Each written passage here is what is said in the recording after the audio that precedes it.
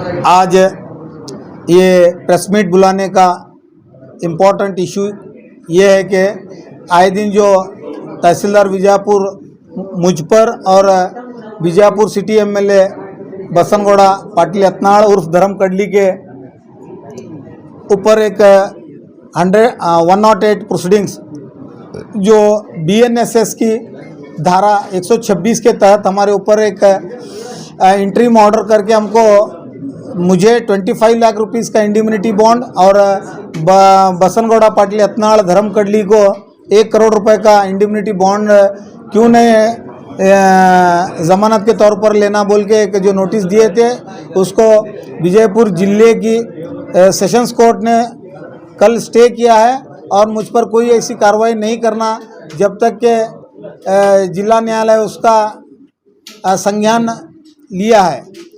ये बात को समझाने के लिए सार्वजनिक पब्लिक डोमेन में लाने के लिए मैंने आज ये प्रेस मीट बुलाई है। और दूसरा इशू मेरा ये है, मुसलमान एरिया में जो डेवलपमेंट नहीं हो रहा कॉरपोरेशन के ज़रिए से, डिस्ट्रिक्ट एडमिनिस्ट्रेशन के ज़रिए से, उस वजह से डिस्ट्रिक्ट इंचार्ज मिनिस्टर की नॉलेज में लाने की और उनको रिक्वेस्ट करने के मामले में ये प्रेस मीट बुलाई गई है।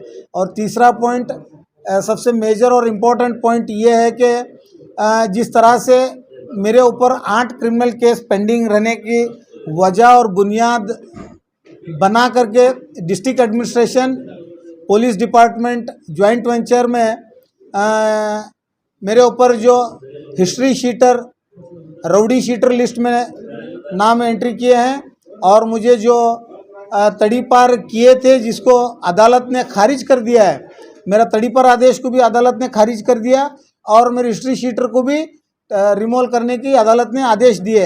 इस वजह से मुझ जैसे एक इनोसेंट पर इस तरीके की कठोर कार्रवाई जो जिला अदालत के ज़रिए से हुई, उसी तरह से हमारा ये आग्रह है, हमारी ये विनती है डिस्ट्रिक्ट एडमिनिस्ट्रेशन को कि जिस तरह 8 केसेस पेंडिंग रहने वाले व्यक्ति पर जब आप तड़ीपार करा सकते हैं, जो 8 केसेस पेंडिंग रहने वाले व्यक्ति पर आप जब राउडी शीट ओपन कर सकते हैं और 8 केस पेंडिंग रहने वाले व्यक्ति पर आप कम्युनल गुंडा लिस्ट में आप पुलिस रिकॉर्ड में नाम मेंशन करते हैं, उसी तरह एक व्यक्ति बीजापुर नगर सिटी एमएलए जिसके ऊपर अबाव 52 केसेस पेंडिंग हैं, उस बसनगौड़ा पाटिल एमएलए को उर्फ धर्म कड़ली को आप क्यों नहीं तड़ीपार कर रहे और क्यों नहीं उस पर गुंडा एक्ट और राउडी शीटर ओपन कर रहे हैं। ये मेरा आग्रह करने के लिए ये प्रेस मीट में बुलाया हूँ। दूसरी चीज़, कॉन्स्टिट्यूशन के आर्टिकल 14 के तहत देश के 140 नागरिक का इक्वल राइट्स और इक्वल हक है ये देश में, वो चाहे कश्मीर से कन्याकुमारी तक हो, असम से गुजरात तक हो।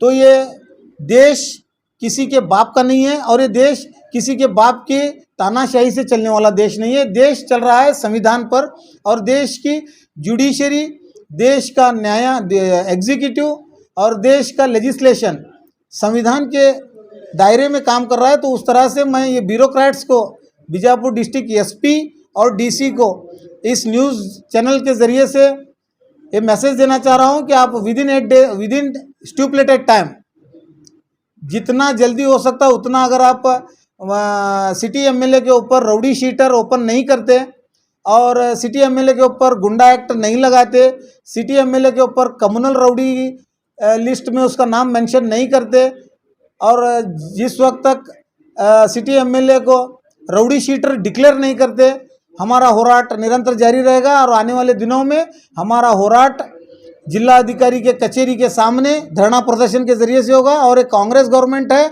और ये सरकार को मैं नेर चेतावनी दे रहा हूँ, ये कांग्रेस गवर्नमेंट अल्पसंख्याक दीन दलितों की सरकार है और हमने आपको वोट दे करके चुन के लाया है। ये सिर्फ हमारे मासूम और मजलूमों के कत्ल और गारतगिरी के लिए आपको हमने अधिकार पर नहीं बटाया है।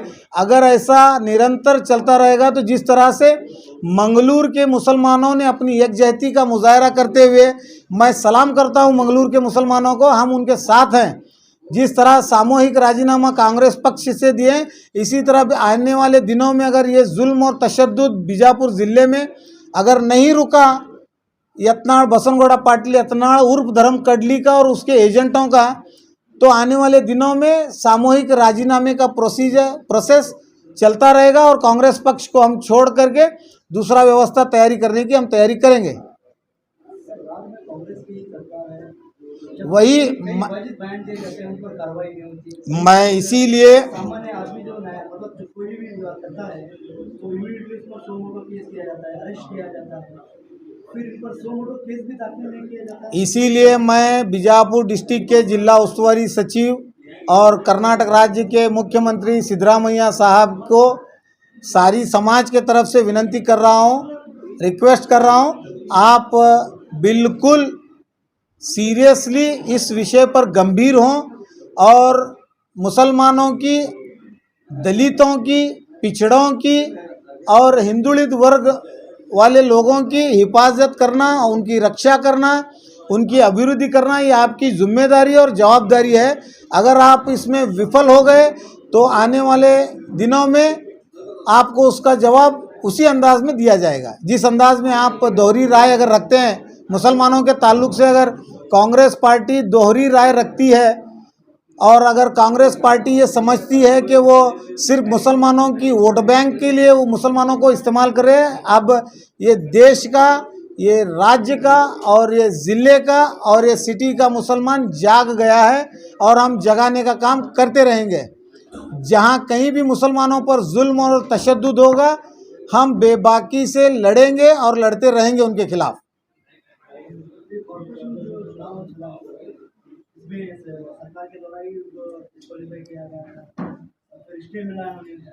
देखिए एमबी पाटिल साहब का जो नाम ले रहे हैं वो मूर्ख हैं, क्योंकि वो चाहते हैं कि पॉलिटिकल डिसइम्बैलेंसमेंट होने, ये बीजेपी वालों की चाल है। कांग्रेस पार्टी या एमबी पाटिल साहब का ये क्वालिफिकेशन और डिस्क्वालिफिकेशन में कोई रोल नहीं है, क्योंकि देखिए कारपोरेटर्स इलेक्टेड बॉडी है। कारपोरेटर्स जो इलेक्ट हुए हैं वो जनता के मत से हुए हैं और उनकी फंडामेंटल ड्यूटी है सेक्शन 19 में कि they have to submit their asset and liability within 1 month on the moment itself they taken oath. ये कायदे का उल्लंघन कारपोरेटर करे हैं, एमबी पाटिल साहब नहीं करे। ये कायदा उल्लंघन हुआ है। 2 पिटिशनर्सों ने हाईकोर्ट में रिट पिटिशन फाइल की है seeking direction to declare the regional commissioner their membership should be disqualified। High court ने उसका संज्ञान लेते हुए रीजनल कमिश्नर को डायरेक्शन दी कि इस मामले में इस व्यक्तियों ने ये रिट पिटिशन फाइल किया, इनकी इंक्वायरी करो। रीजनल कमिश्नर ने कारपोरेटर्स को नोटिस दिए, कारपोरेटर्स नोटिस का रिप्लाई दिए regional commissioner. It was a quasi judicial process. After due process and after due following the process of law, regional commissioner found that they are guilty of non-submitting the asset and liability and exercising power conferred under section 19(2) of the Corporation Act. The regional commissioner has terminated their services as a corporator and disqualified them. ये quasi judicial process है। इसमें ना तो सरकार का कोई role है, ना तो इसमें एमबी पाटिल साहब का कोई रोल है। उसके बाद में जो डिस्क्वालीफाइड कारपोरेटर्स हैं उन्होंने हाईकोर्ट में याचिका दायर की, वहाँ पर सिंगल बेंच जज उनकी इंटरिम एप्लीकेशन को खारिज कर दिए।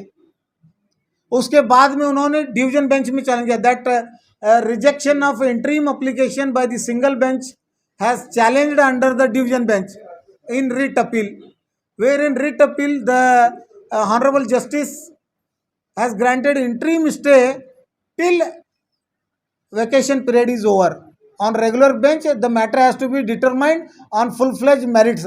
इसमें कहीं से भी एमबी पाटिल साहब का या एमबी पाटिल साहब की सरकार का रोल कहाँ से आता है? ये कारपोरेटर्स जो बीजेपी के हैं, ये कांग्रेस के अंदर बाइफर्केशन करने की, एक एमबी पाटिल साहब के नाम को खराब करने की ये कोशिश है। इसके अंदर कुछ कांग्रेस के कारपोरेटर भी शामिल हैं।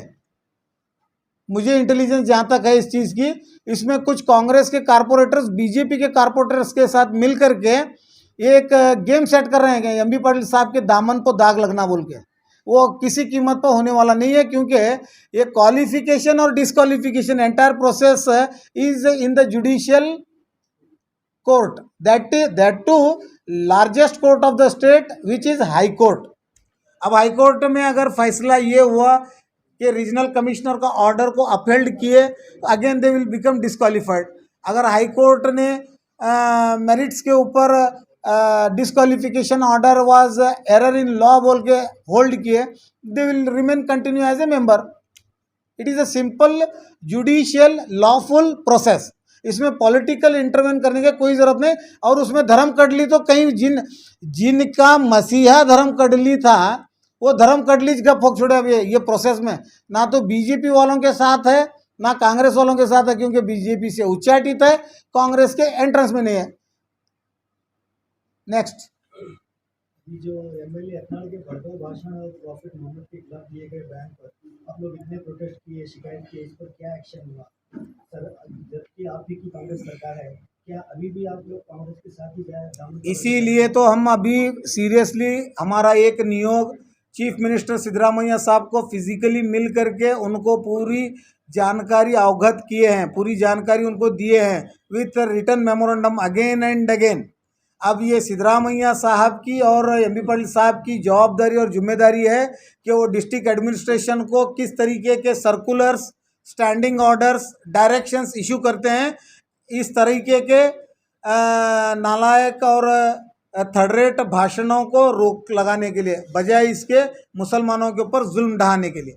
मुसलमानों के ऊपर जुल्म हो रहा है, ये एमबी पाटिल साहब और सिद्धरामैया साहब इसका कॉग्निजेंस लें, संज्ञान लें और इमीडिएट डिस्ट्रिक्ट एडमिनिस्ट्रेशन को इस बारे में स्ट्रिक्ट एक्शन लेने की कोशिश करें, वरना हमारे पास भी अल्टरनेटिव वे है। अभी आगे कोई एक्शन नहीं लिए जाने पर क्या आप लोग कांग्रेस पूरी ज्वाइंट एक्शन कमेटी हमारी मुसलमान पूरा समाज हजरत मौलाना तनवीर पीरा हाशमी, अब्दुल हमीद मुशरीफ, रजाक वर्ती, कादरी वकील, एमशी मुल्ला, सज्जादे पीरा मुशरीफ को मिला करके टोटल 12 लोगों की ज्वाइंट एक्शन कमेटी बनी थी और पूरे शहर के मुसलमान उससे जुड़े थे।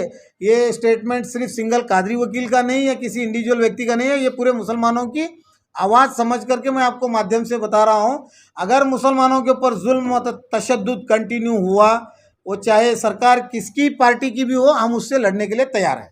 नेता आपके साथ? बिल्कुल मेरे साथ, मैं नेता नहीं हूँ, हमारे नेता अब्दुल हमीद मुशरीफ है, हम उनकी क़यादत में हम उनके साथ हैं। इस प्रेस मीट से एक संदेश है, समाज को नहीं सरकार को, क्योंकि समाज अमायक और इनोसेंट है, वो चाहे हिंदू हो चाहे मुसलमान हो, समाज इनोसेंट रहती है ऑलवेज, सोसाइटी ऑलवेज इनोसेंट। सरकार पक्ष की होती है, इसलिए सरकार को हमारा संदेश है, मुसलमानों की हिफाजत करना आपका मैंडेटरी है। अगर आप मुसलमानों की हिफाजत करने में चूकेंगे तो हम आपको सरकार में रहने से चुका देंगे, सिंपल। पहले मुसलमानों को इसे बोला जाते थे, अब महात्मा गांधी जी के बारे में भी बोला। अब वो कांग्रेस पार्टी देखो, सरकार होने के बावजूद actually Mahatma Gandhi is a father of nation और honours of Indian idols act 1971 के तहत जो कोई भी देश के नेशनल एम्बलम को, नेशनल एंथम को, नेशनल टेरिटरी को, नेशनल लीडर्स को अवहेलना कर या अनपार्लियामेंट्री या उनकी इंसल्ट करने की कोशिश करता है, उसको सख्त से सख्त कानूनी कार्रवाई करने का कायदा है। बट ये राजनीति के प्रेरित अधिकारी वो कायदे को चलावने नहीं कर रहे, ये इनकी बदनसीबी है। और बार बार कहते हैं सब पार्टीशन ऑफ पाकिस्तान, बार बार कह रहे हैं, उस पर कोई भी जवाब। देखिए, मैं आपको ये न्यूज़ चैनल के माध्यम से क्लियर बोलता हूँ, ये देश का जो मुसलमान 20 करोड़ जो मुसलमान है, ये उनके बाप दादा की जागीर में ऐसे मुसलमान नहीं है यहाँ रहने के लिए। ये जो बोल रहे हैं पार्टीशन और पाकिस्तान इंडिया, उन लोगों को, उन कमीनों को एक मैसेज मैं क्लियर दे रहा हूँ, we are Indian by choice. हमें विकल्प था, हमारे बाप दादाओं को ऑप्शन था 1947 में। हम चाहे तो पाकिस्तान जा सकते थे और हम चाहे तो हिंदुस्तान में रह सकते थे। तो हमारे बाप दादाओं ने इस देश की मिट्टी से प्यार करते हुए, इस देश की मिट्टी की वफादारी में हमने हमारे पाकिस्तान को जाने वाले मुसलमानों को छोड़ करके हिंदुस्तान के हिंदुओं के साथ क्यों रहना पसंद किए? क्योंकि वो पाकिस्तानी आतंकी मुसलमानों से बेहतर ये देश का प्यारा हिंदू है। ये देश का जो प्यारा हिंदू भाई है हमारा, उनके साथ हमारे बाप दादा रहना पसंद है। ये कुछ कीड़े हैं, ये बारिश के कीड़े हैं, ये बारिश आने के बाद चले जाने वाले। ये देश गंगा जमनी तहजीब से चलने वाला देश है। ये देश हिंदू मुसलमान को लेकर के चलने वाला देश है। और ये देश बाबा साहेब अम्बेडकर के लिखे हुए संविधान में आर्टिकल 14 के तहत हर एक नागरिक को समान हक के साथ चलने वाला देश है। ये ना मोदी के बाप का है, ना कादरी के बाप का है, ना धर्म कडली के बाप का है, ना सिद्धरामैया के बाप का है। ये देश 140 करोड़ देशवासियों का देश है। ये जो जॉइंट एक्शन कमेटी है, ये सिर्फ एमएलए अतनार के खिलाफ protest सिर्फ करती हमारा है या हमारा आगे भी मुस्लिम समुदाय के मुद्दों को लेकर ज्वाइंट एक्शन कमेटी का होराट सिर्फ यत्नाड़ के खिलाफ था, खिलाफ है, खिलाफ रहेगा। यत्नाड़ धर्म कडली, यत्नाड़ उर्फ धर्म कडली के खिलाफ हमारा होराट है। और हमारा पूरे मुसलमानों का, और क्योंकि किसी हिंदू की तरफ से किसी मुसलमान को तकलीफ नहीं है देश में, ये जिले में सिर्फ तकलीफ है सो ये धर्म कडली की वजह से। और धर्म कडली को हम जवाब देते रहेंगे, उसके खिलाफ लड़ते रहेंगे। हाल ही में आपने रिजाइन दिया था, किस वजह से दिया? देखिए, हाँ, जो मेरा रेजिग्नेशन था वो वेरी क्लियर है मैसेज। हमारी ज्वाइंट एक्शन कमेटी जब बसवगढ़ पाटिल यत्नाड़ का प्रोटेस्ट आयोजन किए थे, उस वक्त हमारा एक कॉमन कंडीशन, कॉमन निर्णय था। बीजापुर जिले के आटो मतक क्षेत्र के Congress elected public representative, MLA, ministers, MLCs, निगम मंडली अध्यक्ष, इन लोगों को स्टेज पर लाने की जवाबदारी और जिम्मेदारी हम 12 लोग लिए थे। अगर हम उनको लाने में असमर्थ या विफल होंगे तो हमारे पदों से हम राजीनामा देना। It was decided in the resolution and in followed by the resolution I have resign. मुझे किसी से ऐतराज़ भी नहीं है और मुझे किसी से खुशी भी नहीं है।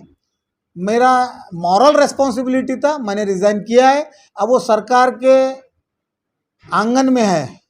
अब मेरा रिज़ाइन एक्सेप्ट करना है या नहीं करना, it is left to the government. If resign accepted I will quit, if resign is not accepted will take further decision. जुड़े रहिएगा आपके अपने चैनल बीजापुर समय के साथ।